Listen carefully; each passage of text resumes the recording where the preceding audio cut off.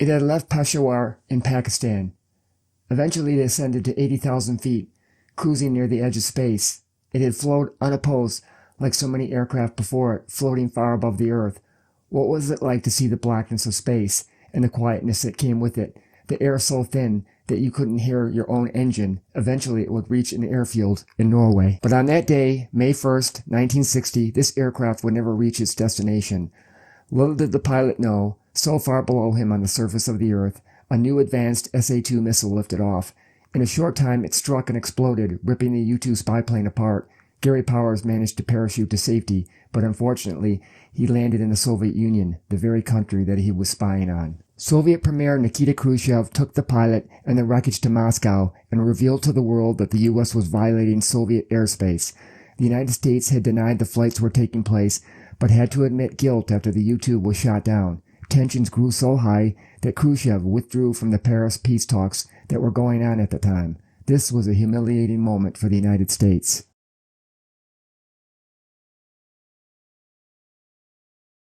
On September 11, 2001, when the Twin Towers and the Pentagon were hit with planes, the internet could not handle the traffic as the country wanted to know what happened. The bandwidth of the internet at the time was mostly DSL, and that accounted for most of the problems. It just was not enough. However, even major corporations with faster internet speeds couldn't cut it either. Most of the servers of the major networks were overwhelmed. So, the only way that we got the news on that day was from the much older broadcast television that you got over cable or that you got with a rabbit ear antenna on your television.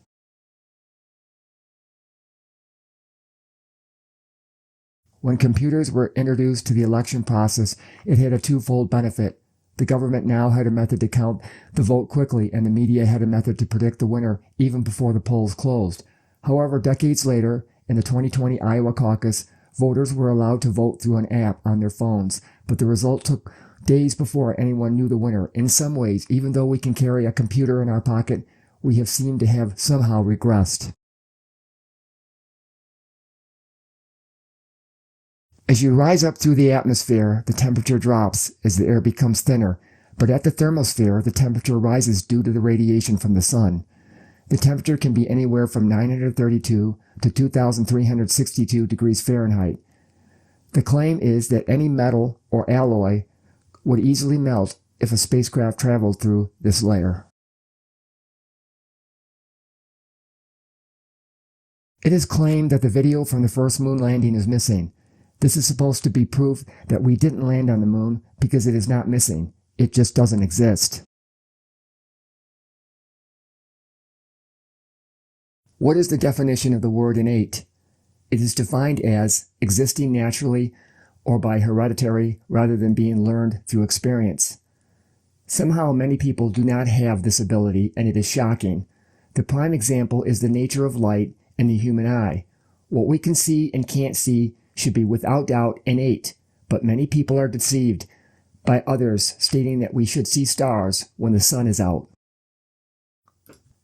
What do these 6 seemingly dissimilar events have to do with the 6 manned lunar landing missions? Every one of them is involved in the argument or conspiracy that we did not land on the moon. I will begin working backward with the list below. It is innate that if there is a bright light, your eyes will be unable to discern fainter points of light. It is disturbing that anyone would think that you can see the stars when the sun is shining in the sky. It has nothing to do with an atmosphere, if it is present or not, but for some reason people fall for this argument.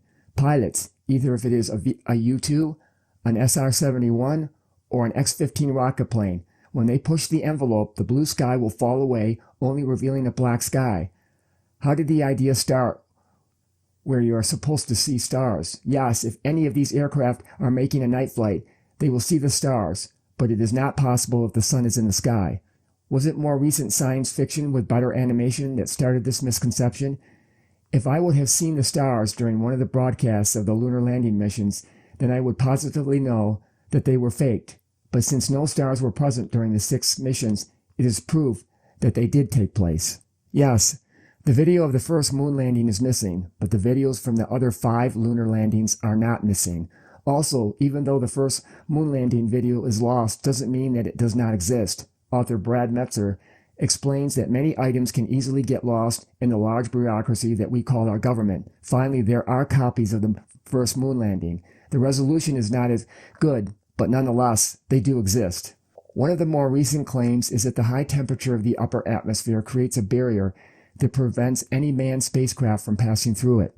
The assertion is that the temperature can melt any metal or alloy. The problem with this claim is the assumption that energy equals temperature. It does not.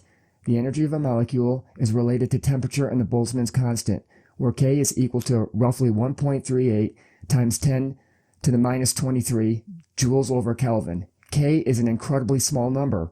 The air density of the thermosphere is so low that one molecule can travel over 1 kilometer or 0.621 miles before it will hit another molecule. Therefore, the temperature is high, but the energy is extremely low. Manned spacecraft can travel through this layer. The International Space Station orbits in the thermosphere. When computers with tubes and/or discrete transistors emerged, they were capable of doing wonderful things. Why were these older computers more viable than some of our new ones today? The answer could be in the know-how of the programmers. These old systems were far more limited in memory, and thus it took innovative programmers to get the machines to do what they wanted it to do. Today, the systems that we have now have an order of magnitude more memory, but this has the consequence of creating bloated and buggy software, since a programmer doesn't have to work with any memory constraints. In the 2020 Iowa caucus fiasco, the problem was caused by a faulty programmed app. The September 11th attack on the Twin Towers shows that simple analog television won out over its digital counterpart. Skeptics have claimed that NASA could not have sent video and audio from a spacecraft on the moon in the late 1960s and early 1970s because of the lack of advanced computer technology. However, analog television was developed in the early 1900s. It was a proven technology.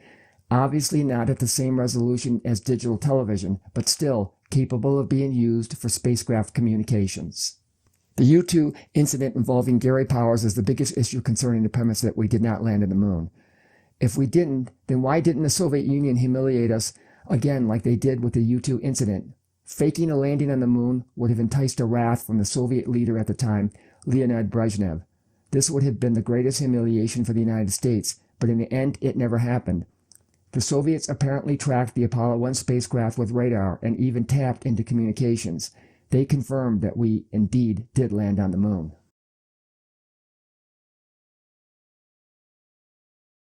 Many years later, more information came forth, and surprisingly, it came from China. Their unmanned orbiters confirmed all 6 landing sites. China has refused to show the photos since the resolution capabilities is classified in their country. But in an interesting note, they also confirmed that they could only see the shadows of 5 of the U.S. flags. This is in line with what Apollo 11 astronaut Edward Aldrin said, that the flag was placed too close to the ascent engine of the lunar lander, and thus the flag was blown over when Armstrong and Aldrin lifted off and left the moon. Additional evidence came from orbiters launched by India and Japan. Even our own unmanned Artemis 1 spacecraft that completed a 25-day mission photographed the landing sites.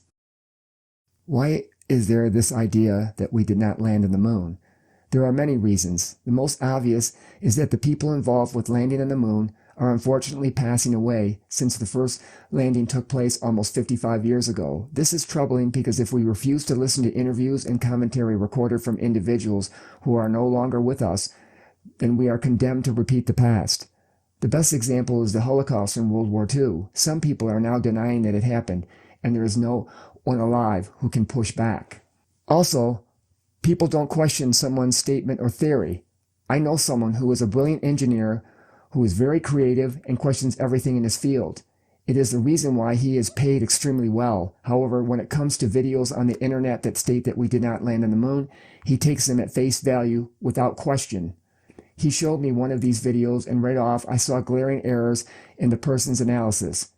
Is this accepting information without question a consequence of social media? I think it is. Before all of these different platforms emerged, we got all of our info from legacy media where only a handful of people were on television. But now anyone can get on a podcast, and the only way you are going to get noticed is to pitch some radical theory regardless if it is true or not. One other possibility is that globalism might be fueling this idea that the moon landings were fake. Under globalism, sovereignty of individual nations will take a backseat to this new central government. This could explain why they don't question or even understand that if we didn't land on the moon, countries such as the Soviet Union or now Russia would have humiliated the U.S. on the world stage. However, under a global government, each country is simply an equal participating state, similar to the 50 states of the United States. All of these member states will have to reach consensus in order for the global government to work properly. So agreeing that there was no moon landing could explain why no country complained that the U.S. lied about it.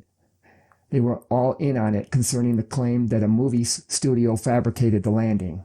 Personally, I agree with all of these points, but are there others? We never returned after 55 years. Skeptics point to this fact, but way back in the early 1970s, the public was losing interest. They thought we were wasting money on continually going to the moon, and thus Apollo 18 through 22 were canceled. The American people wanted to help the poor and the disadvantaged, and the space program was wasting money that could be used for better purposes here on Earth. Hopefully this will change, and once we return to the moon, we will never leave.